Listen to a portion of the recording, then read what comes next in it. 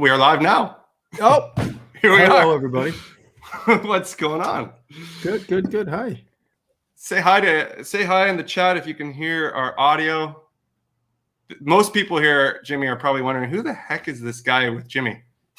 Everybody wants to know what this Maker Mob stuff is all about. They don't know who I am, and I think we shouldn't tell them. Let them guess. So let them figure it out. Don't Google me though. You don't want to. I'm looking Google on me. my channel. I don't see the live. Is it not live yet on my channel? Or It should be. It should. It might be delayed. It might be delayed like 30 seconds or a minute. Oh, I see something happening here. Yeah. It should. It might be delayed. Oh, it might be delayed. Like there it is. There it is. I can see. If you guys can hear us, yeah, I see it. Sounds great. If you don't know who I am, which a lot of you, if you're on Jimmy's channel, don't know me. My name's Adam Henkel. I'm with the Makers Mob. We do these live hangouts and interviews and stuff all the time inside the Makers Mob for our members. Recently, we've been kind of throwing these out publicly, so this one is public with Jimmy. Jimmy, so good to have you here. Thank you to the Makers Mob for always pushing me to be more social when it comes to live streams and stuff.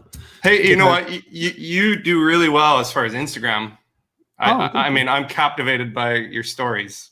Right on. I've been kind of holed up. I should have done more stories today announcing what we're doing now, but obviously been busy. We're working on a television project, and we're literally working like 12, 13 hours a day, all day.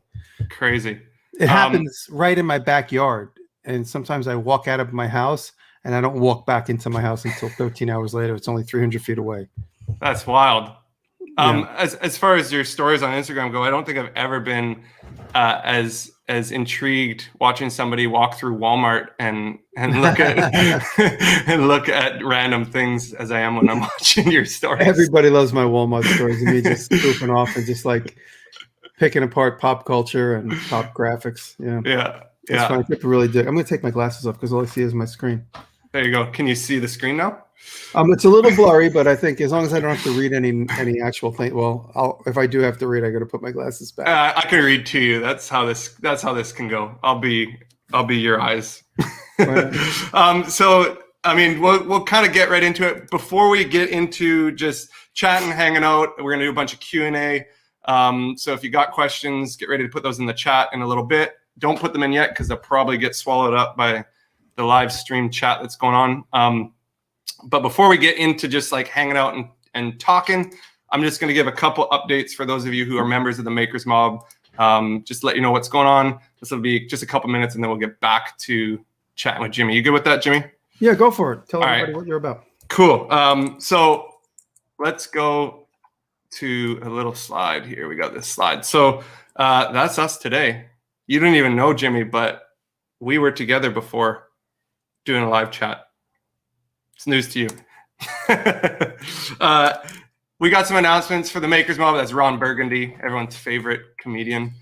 We got the Kimiko Challenge coming up with Neil Paskin from Pask Makes. He's going to be walking through how to make Kimiko panels, and we're going to incorporate it into a project. So it's going to be a multiple week series where there's the course, learning how to make the jigs for the Kimiko panels, making the Kimiko patterns themselves, and then how to incorporate that into a small box project that we're going to do together. So that's coming up. Registration for that closes June 13th, which is in a week and a bit.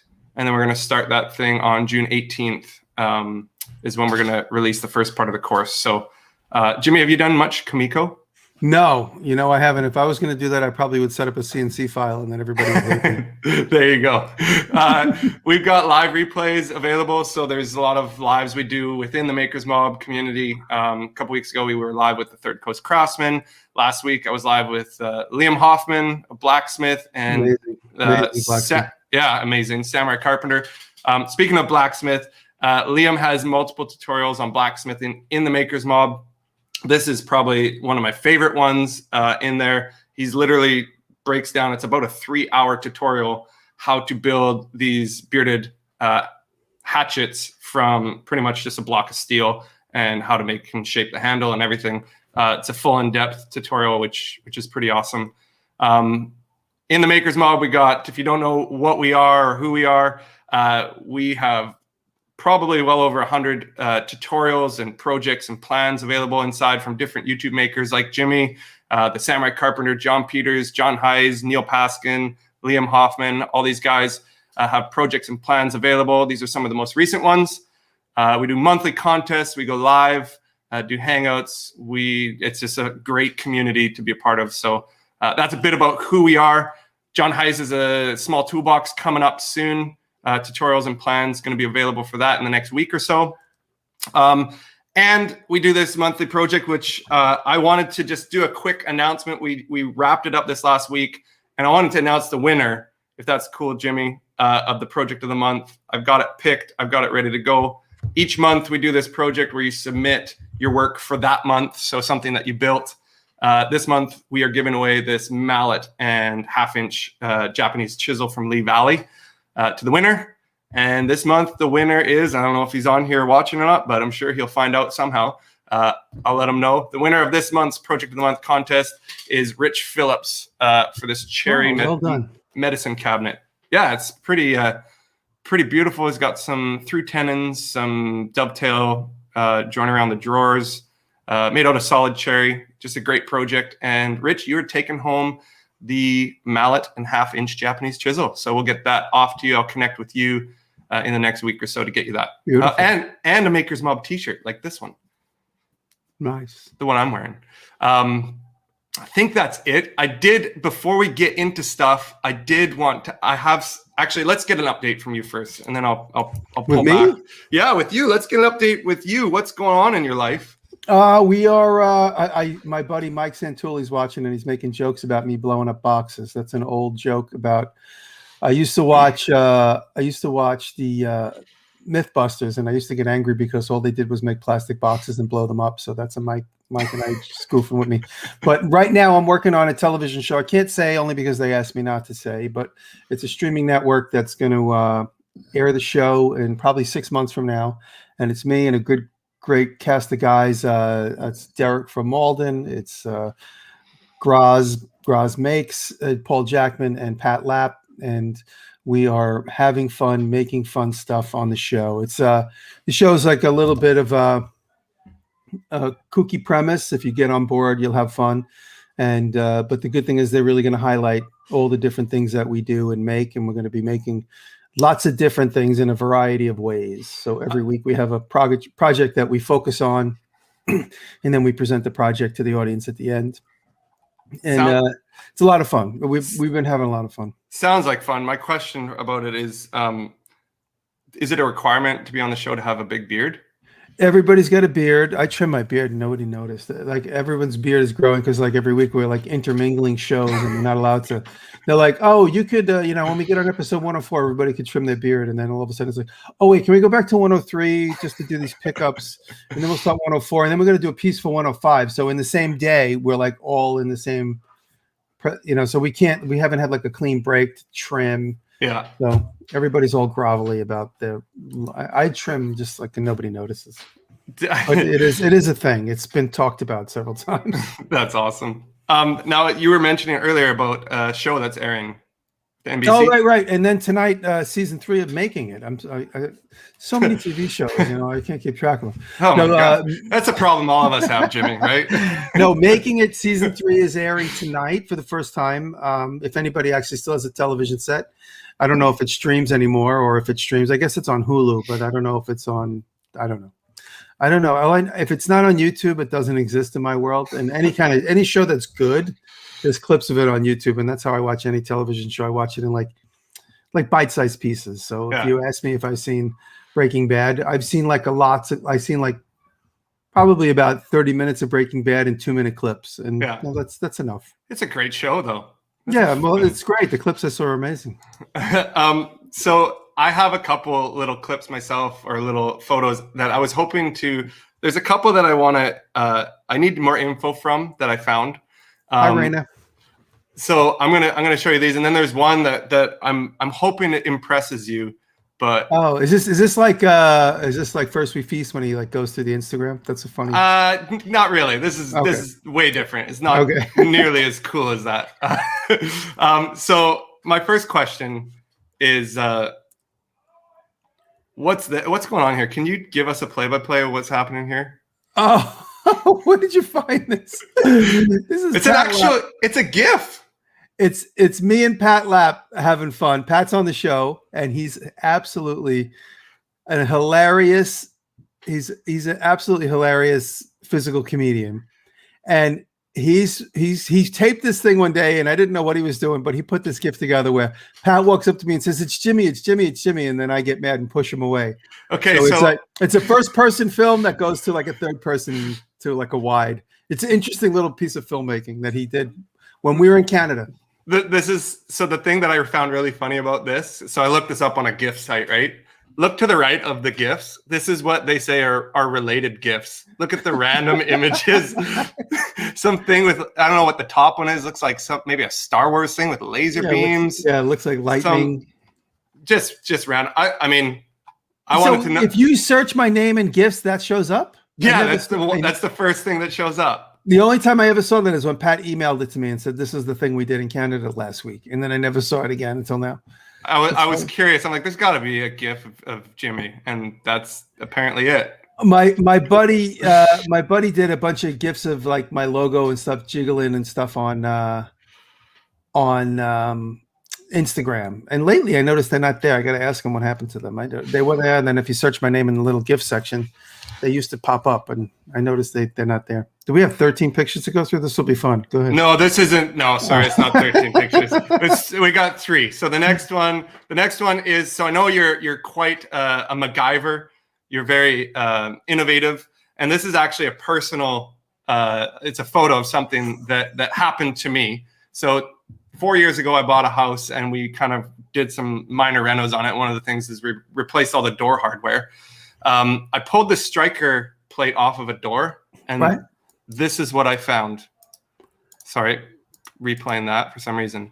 This is what I found. Can you see that? Oh, that's amazing. Somebody put a bunch of staples and then a snap to try and raise the striker up out of the sunken door. Yeah, I've always been impressed with this. Not like it's 2 completely different objects, but they essentially weaved together staples. That's so wild. To create a washer, like a shim. That looks like somebody probably took like a little stack of staples that might have been stuck together. Yeah. And like kind of hung them on the screw or hung them on the nail and just said, let's see what happens if this jams close together. It's totally something I would do. And the buttons from looks like just from some jeans. That's hilarious. Yeah. I mean, I've always been impressed with it. Yeah, no, it's funny. That reminds me of a time when I was at a client's house and I was trying to impress her. And I was like, "You want to see a little trick?" Because we just taken a picture off the wall and she was painting the room, and there was a hole. Oh, look at that! Oh my God! We'll get back to that. And there was a hole. There was a hole from where the nail was, and I kind of dusted off the hole. And I go, "You want to see a trick?" She said, "Yeah, sure." So I put a piece of Scotch tape over the hole and painted it. And she went, "But there's still a hole under the Scotch tape."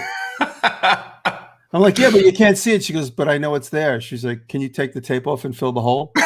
Oh my gosh.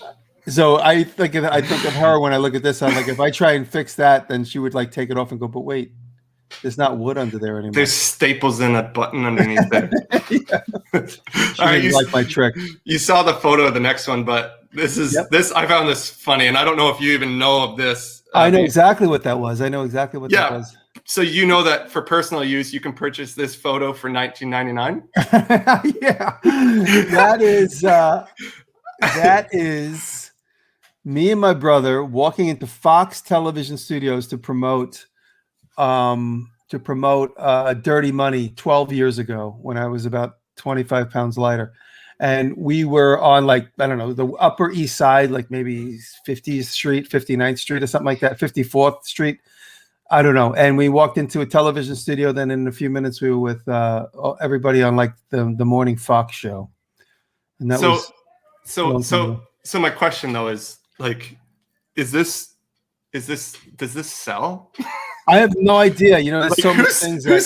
Who's selling this? And I have no idea. Is anyone out there in this watching this? Has anyone purchased this for $19.99 for personal use? I'm curious. I'll tell you a couple of funny paparazzi stories. There have been a few times where John and I show up at interview setups like this, for instance, and then we did Carson Daly one time, and a similar thing happened when we left Carson Daly.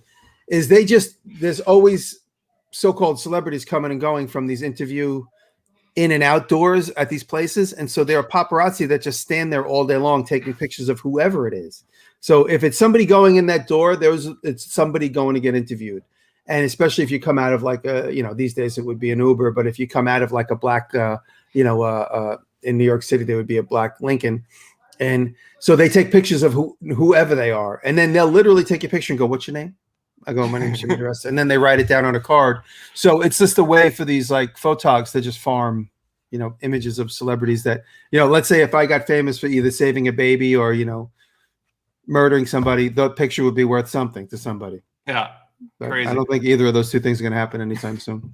I was tempted to buy it for $19.99, but yeah. I mean, a funny story, when me and my brother did a show called Dirty Money, literally 19 years ago, and we did like a red carpet for FX Network, and there was a couple of really big shows on at the time, and Zach Galifianakis had a show on and so everybody walked down the red carpet, and there was like 100 photographers, and every time people in front of us walked, everybody was snapping, snap. Me and John walked down the red carpet because like there was a publicist said, "Okay, wait." Like we had to wait. It was ridiculous. Then we walked and nobody took our picture except for one person. One camera click.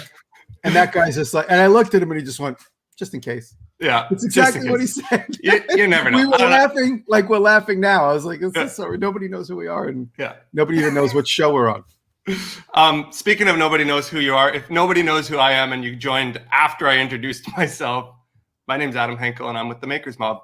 That's who I am. We're going to get into some Q&A stuff here really quick. So if you got questions, make sure you're ready to put it in the chat. I have one question. Sean Beckner wrote, I just saw it. He asked if I have a handcuff key on me, and I always have a handcuff key in my back pocket. And this morning when I threw my jeans in the laundry and I hit start and I walked away, I was like, "Damn, my handcuffs key is in the back of those jeans I just threw in there."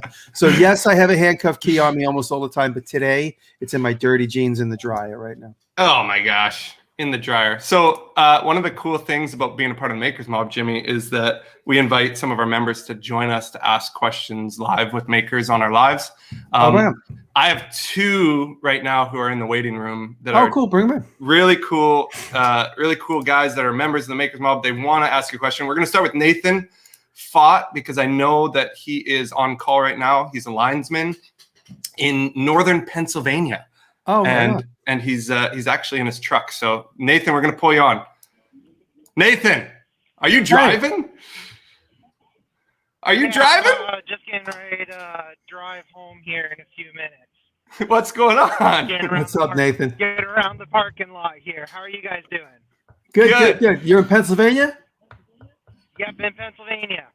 Right on. You look too young to have a lineman job. How old are you? I'm 35, but I do look young, but you are right. I am fairly young to be a lineman. So. Right on. Nathan. So yeah, I'm just leaving a hospital outage that I was on. So just got them all squared away and got fixed up a lot quicker than I thought it was going to take. So I didn't know if I was going to make it tonight. But I just wanted to ask you about your flip-top design workbench. My buddy actually made the same design that you did for the top that rotates. I don't know if that makes sense or not, but he built one, and his it's pretty sturdy, but it seems like it could be better designed. And I was curious how happy you are with your flip top that you've built. I love the flip top when I don't crowd up the empty space with tons of junk. Like right now, I have a refrigerator on my flip top, and to flip it to the planer, I have to move the refrigerator. So the flip tops are good when you absolutely never put anything on them. I think what's a better option is what you see a lot of guys do is they don't necessarily have flip tops, but they have two options. So if you have 6 tools, well, mine is a 3-top flip top. You have 3 tools underneath and 3 tools on top. So this way you're not tempted to just load the top of the table up with a bunch of junk. But I love the flip top, and every time I look at it, I think I got to move all the stuff off the top of it one day so I can use it again. And I've worked with Weaver Leather, who has an amazing steel factory, because Weaver Leather does a lot of farm equipment. with another business that they do. And Weaver is going to be making the single flip top steel table. So it just flips 180. It goes, so you put a machine, it flips up from the front and it goes back down. And we're designing it so that you could buy 3 or 4 of them and attach them in a row. Wonderful. I like the idea of a steel flip top versus a wood. I'm not sure if your personal one is steel or wood. Yeah, I did a 3-top. I did a 3-top steel flip top, and it's much. Okay, he did 3-top out of wood, just 2x4 lumber. Yeah, it makes it obviously a lot more bulky. But yeah. Well, I love the design. I've thought about it myself, but I'm getting ready to move into a new store or into a new home and new space. So I'm trying to do mental thoughts of how to set up my shop. Mm-hmm. It's not something I'm looking forward to. Is moving from point A to point B, and then point B being just no insulation, no iron, nothing. It's just studs and walls, and I'm like, man, I got to do all this electric work and then insulate. And so I believe you're from the north as well, so you know a little bit about the cold and having to deal with yeah. We just came out of the winter that doesn't seem to want to end. It's pain in the ass. Yeah, it's 97 degrees the beginning of last week, and then later in the week it hit 40 degrees, and now we're back up to 80s. Yeah, it's crazy weather. All I know is I'm just happy with this for a minute, and I'm extremely happy with my in-floor heating. I highly recommend anybody in the Northeast or in a cold climate, get in-floor heating. It's revolutionary. I mean, it's been around, but it's revolutionary for my life. Yeah, I know the Third Coast Craftsman that we did a live with a little while ago about his shop. He did that as well in his shop, and is just loving it. Yeah, it's great. Okay. Yeah. Awesome. Thanks, Nathan, for joining us. I appreciate it. Thanks, buddy. Thanks for the love and support. Appreciate it. Thanks, Nathan. We'll see you later, bud. There he is, Nathan Fott. He's been a member since day one of the Makers Mob, which is pretty awesome. So he's kind of tuning in all the time. Get your questions ready. We got another member of the Makers Mob that's going to join us here, Kevin McCann. Kevin, we're going to bring you on right now. Let's see. There you are, Kevin. What's up, Kevin? Hey. What's up, buddy? Not too much. Have we Jimmy met? DiResta. You look familiar. Have we met? I wish, but no, we haven't. Just because he has a beard, Jimmy? That's right. It's the beard, right? You look like every guy at every one of my meetups. It's the beard, and it's my elderly fanboy stuff going on here with regards to you. So shout out to you. The man, the myth, the maker. Thank you. So you're a maker. You're not a woodworker. You're not a metal worker. You're not a leather worker. So what's your favorite medium to work with, and why? I guess if I had to say anything, I'm like mostly intrigued with machining and metalwork. That's kind of my favorite when I get a chance to really dig into a machining project, because I don't get a chance to practice that as much as I'd like to. And so when I'm working on a project and it turns into a machining project, I'm real excited because suddenly I get to use all these skills that I'm not 100% sure that I'm aware of, and it's like, I've seen A-Bomb do this, and I know I have all the tools to do it. So I jump right in, and that's lately like the most rewarding is when I'm able to do machining projects. Cool. In general, there's sometimes when I gear up for woodworking, I totally get frustrated. I'm like, I don't know where my glue bottle is, and it's like I don't know where the sharp chisel box is. I have chisels, but none of them are sharp except for the couple that I hide. And, Well, it doesn't show in the videos, so I always learn lots of neat little tricks there. So, I love watching your videos more for how you're making it versus what you're making, that kind of stuff. Because I'm always finding little tricks, for things that you've done. Hey, in your resin soap dish video, you made the mold out of acrylic and the Bondo and that. So when you take on a project like that, do you just wing it, or do you come up with a plan? What's your thought process in that? Well, it's funny because that project I had been planning on doing a CNC model the entire week. And then when I got right down to it, and I was kind of doing in between stuff at the shop with the TV show going on in the background, I was like, I took for a minute, I thought like, wow, if this was 20 years ago, I'd just make this against like a piece of acrylic in my basement with Bondo. And I was like, you know what, that'd be an interesting technique to show instead of just running into a CNC or a 3D printout of it. So that's why I did it. And it wasn't until I was actually in the moment, I was like, okay, now I'm going to fire up the laser and cut out the logo out of like a piece of cardboard or something just to give the raised letters on the back. Yeah. And then it occurred to me, I was like, if I just smear Bondo into the bar of soap, I'm going to get the raised letters right there. Let me just do that. And Yes, so, it sort of seems to be a theme of stop overcomplicating it. It doesn't have to be as yeah, complicated as some people make it. And a lot of the things that I pick up from the videos that you're doing is that there's, you know, you just do this, right? So yeah. And the thing is like I said, it's, you know, so much of it is in the moment. It's hard, like, because right now we're working on this TV show project and they keep looking at me and they're like, how are we going to make this? I go, I don't know. Let's start making it and we'll see where it goes. And the heads explode. They can't take that. And so sometimes I just lie. I'm like, we're going to do this, that, and the other thing. And then we start making it. And I'm like, actually, I'm changing my plan. They're like, oh, really? We like that. Because they like to see like. I don't feel so bad about my thought process then, because it usually starts with I need this, and then I start cutting, and then after I've cut a few pieces, I go, well, I need something there, so I'll make it a little bit bigger, a little bit smaller, and 100%, wing it. 100%. So. Like that's like we just made this whole apparatus out of metal, and like everyone's like, what is all this? What is all this? Why do you need all this? I was like, I don't know. That's just how I got started. But then once we installed that into the bigger project, me and Derek just went right back in and cut it all out. And like, we didn't need any of that extra metal, but it was a way to get started. And, you know, a lot of times I'll look at a project and I'll say, well, you know, at least I need to get the tools on the table. So let me get all the tools together. And that gives me time to think about what tools I'm going to use. And I'm like, well, I know I need to at least cut this piece of wood. So let me do that.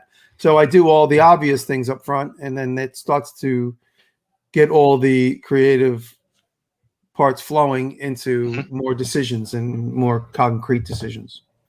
Fantastic. I did have a question about making it, but you already answered that, so that's fantastic. So I'll be looking forward to that. So oh, great, man! Thank you. Yeah, I love that show. I love seeing you on there doing what you do.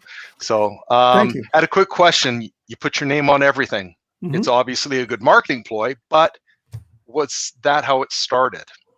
It started because of the way I started putting my logo on stuff was we did the show Dirty Money in 2011. So literally this time 10 years ago, we were making that show. And when we were making pictures and Instagram kind of just started, everybody all the young people on the set were like, oh, you got to get on Instagram. So for me, it had just started, but I guess it was about a year or two old at that time. And I started putting pictures on my Instagram, some of the things that we were making on the show. And I thought, oh, Pinterest was out there too. So Pinterest had bitten a couple images of mine. And I was like, you know what? Nothing goes out without my logo. And I had just made a stencil for the side of my army truck. It was on the wall of my workshop. So I grabbed it and I masked out the address and everything that was also in the stencil. And I just spray painted the DiResta logo. And I did that because it was a military truck. So that's why I made it look like a military style logo.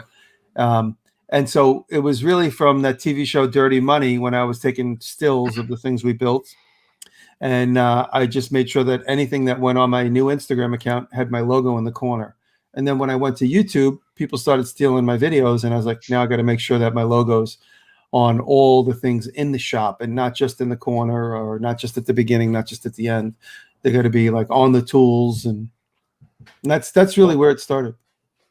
So I'm a big fan of Bon Appetit. And one of my favorite collaborations that you did was when you made the outdoor grill with Brad Leone for It's Alive Going Places. Do you like doing those kinds of projects? Oh, I love it. Or do you prefer doing your own kind of thing on your own? I love getting surprised. I really love a challenge because if it's up to my own devices, I always tend to fall into comfortable projects and projects that, you know, like, oh, let me make another, for instance, like I'm making a storage unit, another little storage thing this week, but I'm doing it in a different way. So I'm making these little wire baskets. And I like when people call me and say, hey, would you do this project or would you collaborate on this thing? Because it gives me an opportunity to get outside of my own personal comfort zone. And Brad's great. We're going to work on something again soon. We've been chit-chatting. Oh, fantastic. Cool. Has he been practicing his welding skills at all? No, none at all. No. He just got a house, so he definitely needs to. Hey, one last question. Is there anything that the DiResta ice pick can't do? No.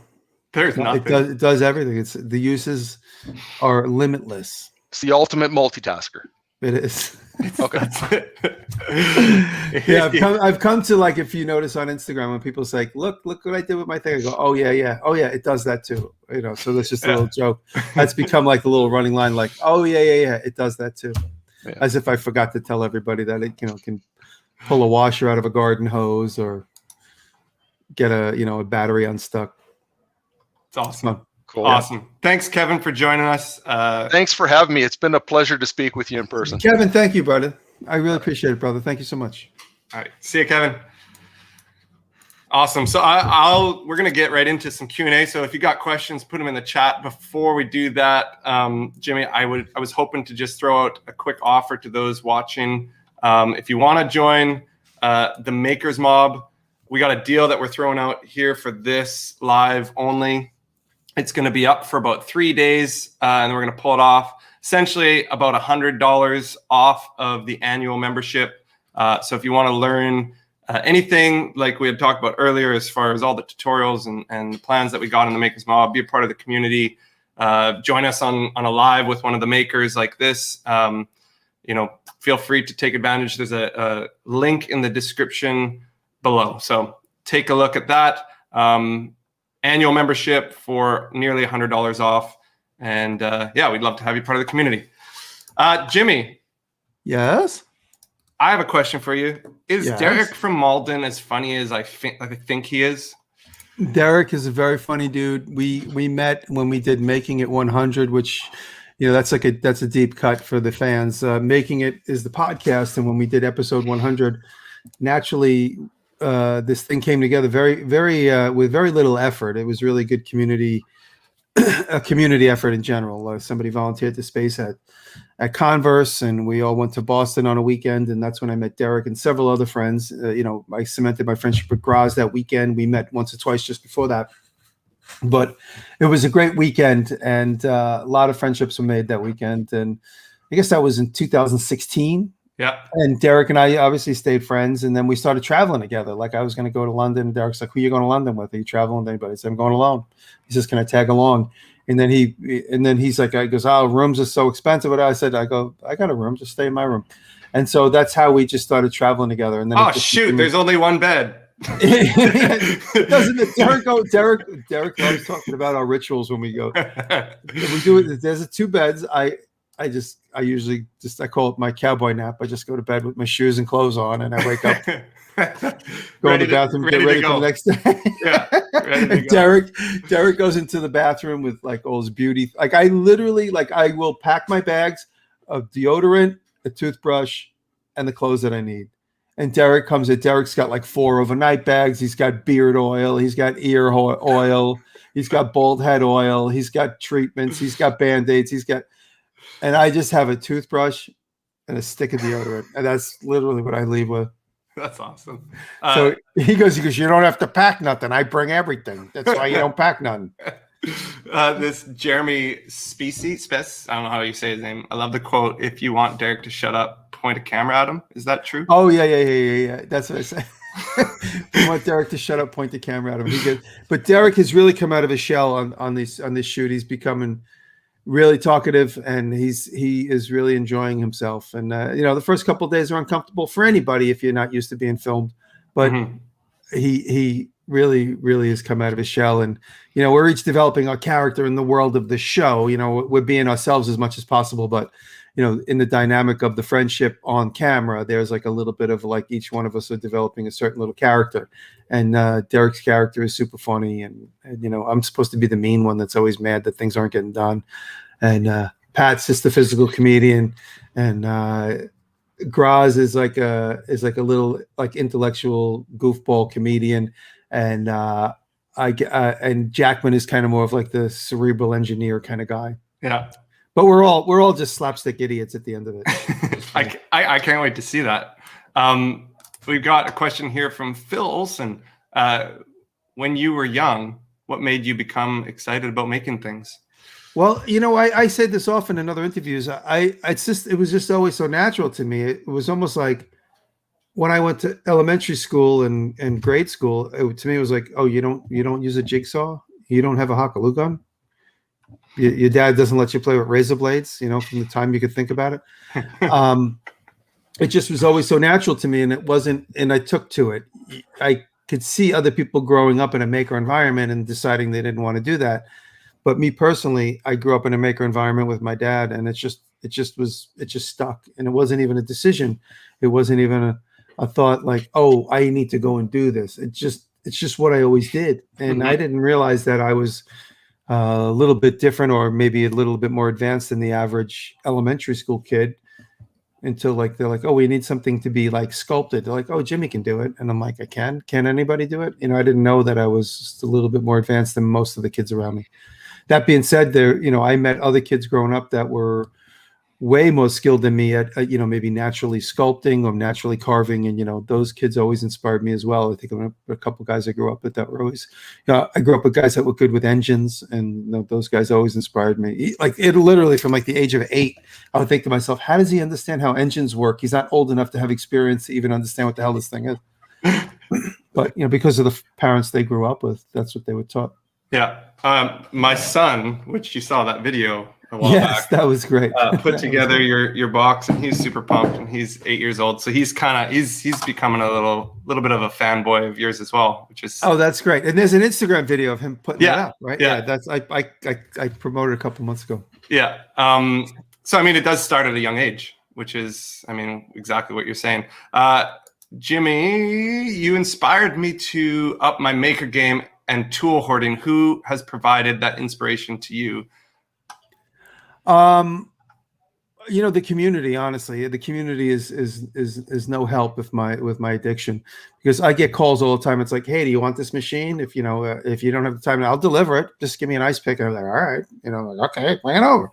So it's great, and the community has really encouraged me to hoard, and that some of my bigger inspirations really are like Andrew Alexander and Eric. Like when Eric and Andrew get passionate about something, it's just like there's no stopping them. Like if they need some widget from 1905 or some steam engine, like they've become the Terminator. And, certain things like that inspire me to try and find and get my hands on objects and machines that inspire me as well. And I have a little bit of a criteria when I buy machines. I always have to be able to make something with them, even if it's a stretch of an excuse. Like I might just make one thing one time with them, but I'm always thinking in terms of the website and how I could, die stamp something over and over again. And, Stu from Yellow Mug, he found me this great fly press, which has been incredible, for producing, but stuff like that. Like that's a perfect example of, a fan finding me something out there and then saying, hey, look. I'm like, oh, that's cool.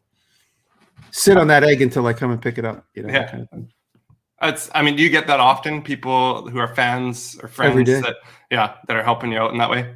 Every day. Awesome. A lot of times people will send me free printers on Facebook Market that are, somewhere in the country. And I have my fill at this point. Like I would only collect something unless it was super rare to me or something that I was very interested in getting. But for the most part, you see a regular Chandler and Price press, which is obviously, a relic from history, and they should never be dismantled or thrown away. But a lot of guys are just like, I just need it out of here. And then I'll forward that to somebody that I know might be closer or something. Is there something, this is my own question, is there something that you don't have that you like, that you want? That's like on like the top of your wish list. Yeah, I guess if you search my Facebook Marketplace searches recently, a 1967 Cadillac that's not dismantled and that's in perfect condition. Perfect condition. Yeah, because I have a 1967 Cadillac that looks like it was at the bottom of the ocean, right next to the Titanic, which is, in itself is cool. But to get it roadworthy is just a lot of work that I just haven't had the time for. Yeah. Question here from Sean Albertson. What's a technique you want to learn in the future? A technique or skill or something that maybe you haven't. It's almost like the everything I know is limitless. So just in general, just learning new techniques is always welcomed. And in any field, whether it's leather working, I can do a lot of things, but I'm certainly no expert at leather working. There's so many more things I need to learn. I am an absolute baby beginner when it comes to blacksmithing. I do spend a lot of time listening to and talking to the blacksmiths that inspire me, like Cliff Dufton and Jeff Fader and John Sirianni and those guys, and whoever else, Liam Hoffman, of course, and Alex Steele. These guys, and Will Stelter. These guys are just incredible talents that we all get a chance to observe and watch. So I'm always learning from those guys. So I'd like to do more of that. Here's a good one. What's something you're terrible at? I always used to say making money, but I'm getting a little bit better at that. Yeah. Just a little bit.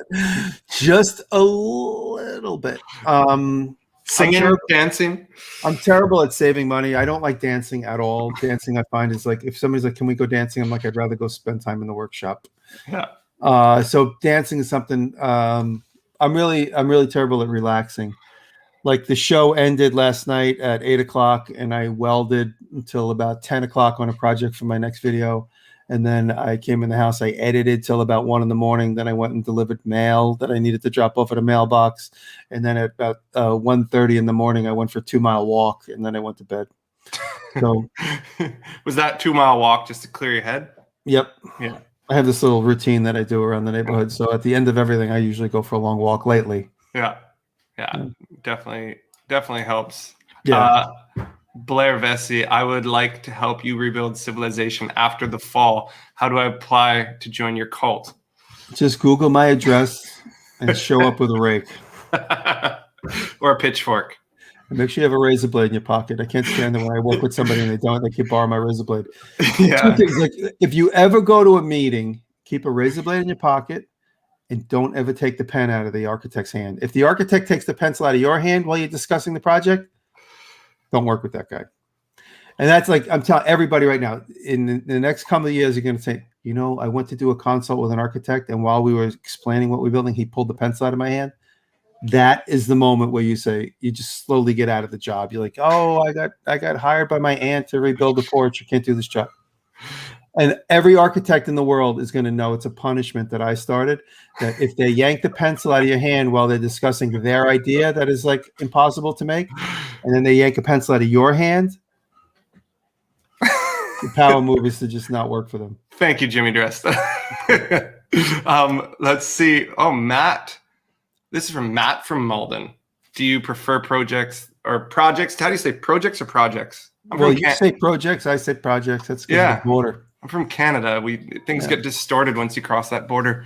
Do you prefer projects? Yeah. Well, do you prefer planning a project or making it while I'm in it? I like to plan a concept. So for me, it's more of like an idea. So I'll start working on the idea, and then as the idea starts to develop, so then does the finished project. Yeah. And I always like I envy April in a way where she can really like lock her brain around some. Hang on, I get a phone call. April can really lock her brain onto like an idea and sketch it up, and I can't do that. I just always have to leave room for some left turn. Yeah, I just feel it out as you're doing it.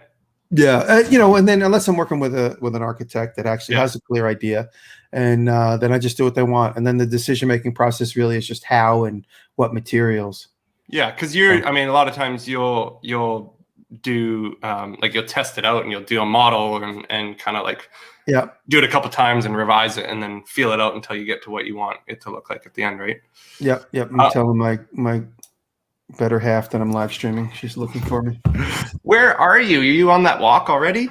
Do you still have your metal whirligig? Yeah, I still have everything that I made pretty much. Some of it's like in storage randomly. Some of it's just like leaning on the wall. I do have the metal whirly gig. It is on a shelf inside the big rent a shop. I rent a big shop. That's where I shoot most of my videos, in the grungy shop. And so it's hanging up on a shelf in there.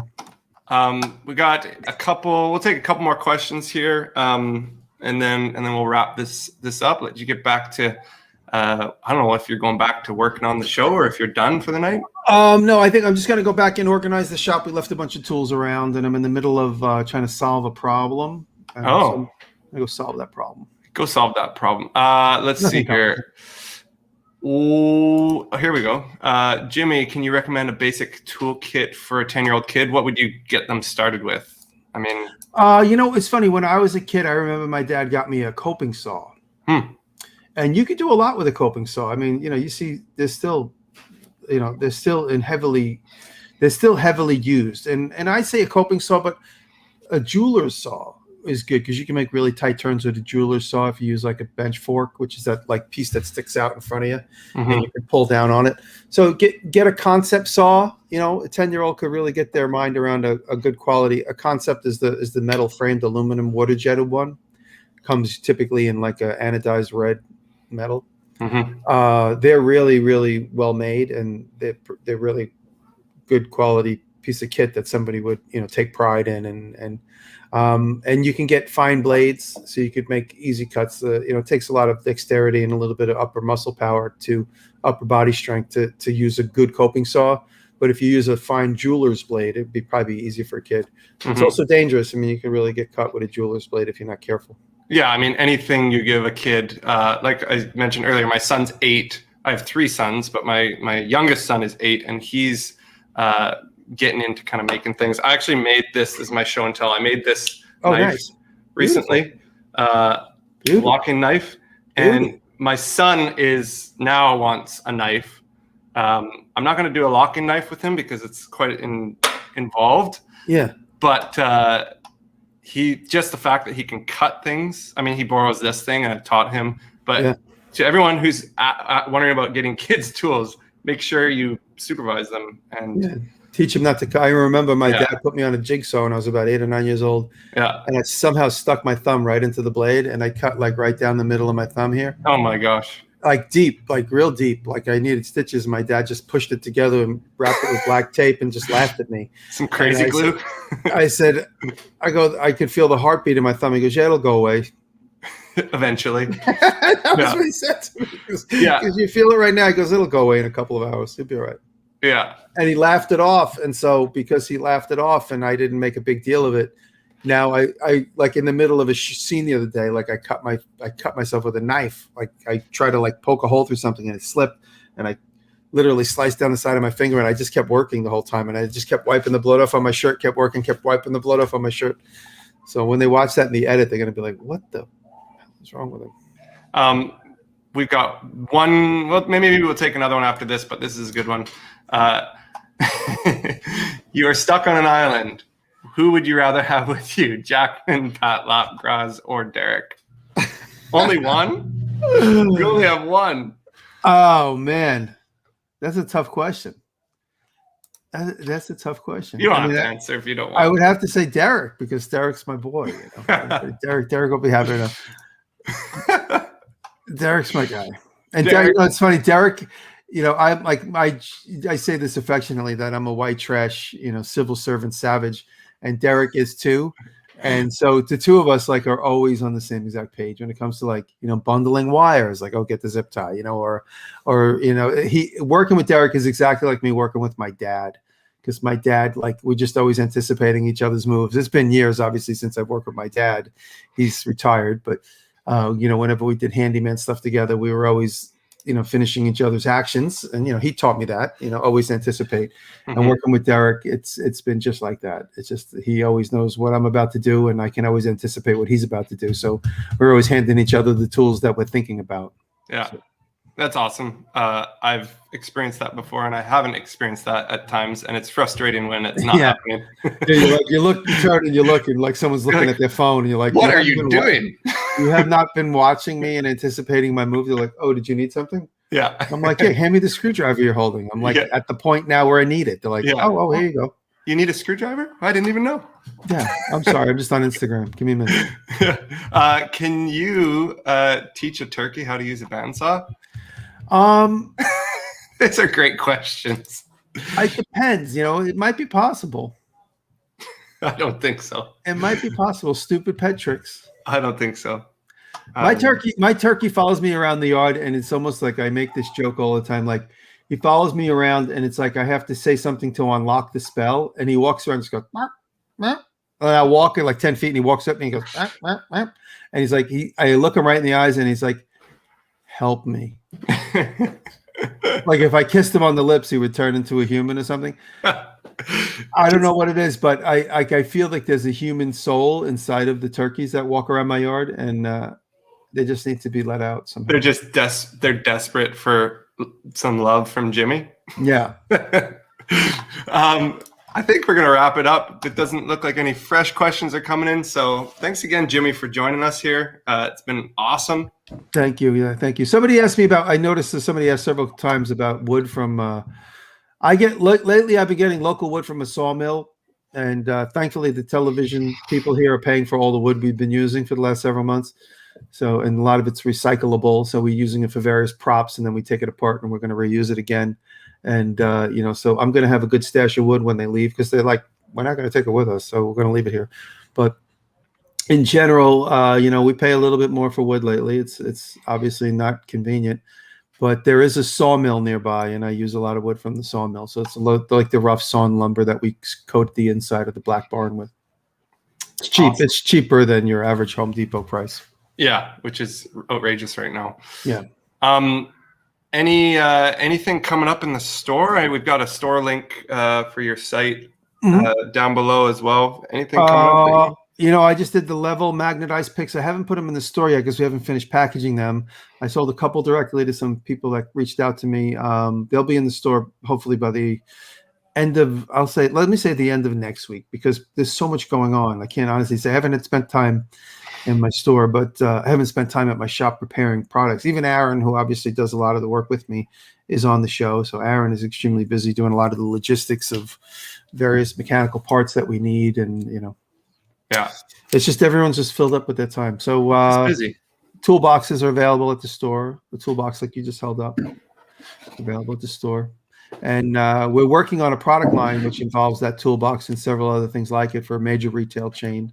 You might have heard it on the after show if you listen to Making It, but I don't want to announce it till it's a done deal. It's just in process. It's in product development, heavy product development right now for a big retail chain that was probably near mostly everybody in the Northeast. So you could walk to that store and get one eventually. Nice. That's pretty exciting. Yeah. So if you guys are tuning in, you're just getting here, sorry if we didn't get to your question. Thanks for joining us tonight. If you don't know who I am, again, I'm Adam Henkel from the Makers Mob, and I'll just share this thing with you one more time. If you aren't a part of the Makers Mob, we've got a deal on right now. You can join for an annual subscription of nearly $100 off. So just click the link in the description. You click that nice big red button. And join us. We got tutorials, we got plans, we've got an awesome community. We give away prizes every month. Jimmy's got a lot of voiceover videos on there of his YouTube videos. So feel free to take a look at that and join the Makers Mob community. Thanks again, Jimmy, for joining us. Sure. Yeah, it's awesome. And thank you to Graz, who about 10 minutes before you texted me said, "Do you know about this?" I go, "What?" He goes, "You have a live stream in 10 minutes." I go, "I do?" I go, "Oh yeah, I do." Thanks, guys. Yeah, we're heavily involved in trying to solve this problem in the shop. It's no biggie. It's just like we're getting close to okay, it's doing the thing it's been meant to do for all week, and it's like we're right at the threshold, and we just have to grind a couple of angles and adjust and add a little bit of motor oil, and then I think we're going to be good. Awesome. Well, I look forward to seeing you on an Instagram story soon. Thank you, buddy. Thank you. And thank you, everybody, for watching. I really appreciate it. Yeah. Thanks, guys. We will see you guys another time. Have a good night, everybody. Do I hang up now? I will press end broadcast. And we are